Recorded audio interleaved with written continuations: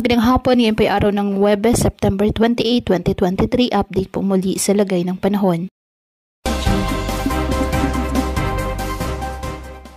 Ayon sa Pag-asa, dalawang low pressure area ang binabantayan ngayon. Ang unang LPA nasa loob ng ating area of responsibility sa may silangan po ng extreme northern Luzon. Ayon sa Pag-asa, posibleng malusaw din ito sa mga susunod na araw. Wala itong direktang epekto sa lagay ng ating panahon, ngunit ang trough extension nito ay nagpapaulan sa ilang bahagi ng ating bansa. Isa pang low pressure area nasa labas naman ng ating PAR, silangan ang southern Luzon.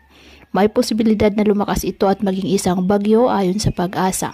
At sakaling pumasok na po ito ng ating PAR, ay papangalan itong Jenny ng Pag-asa, ikasampung bagyo ngayong taong 2023. Wala namang gale warning na nakataas anumang baybayin ng ating karagatan, kaya malaya pa rin pong makapamalaot ang ating mga kababayang mangingisda at may maliliit na sasakyang pandagat. Ngayong araw, asahan ng pag-uulan sa ilang bahagi ng Pangasinan, Zambales, Calabarzon, Mimaropa Region, Visayas at Mindanao. Uulan na rin po iba pang bahagi ng bansa ngayong hapon at gabi. Posible ang heavy to intense rain sa ilang lugar na maaaring magdulot ng pagbaha o landslide.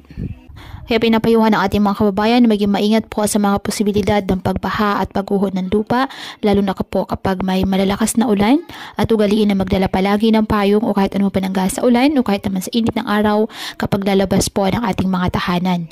At yan po muna ang update sa lagay ng panahon ngayong araw. Muli patuloy po tayo na mag-ingat at palaging tandaan, God loves you. Stay safe and God bless.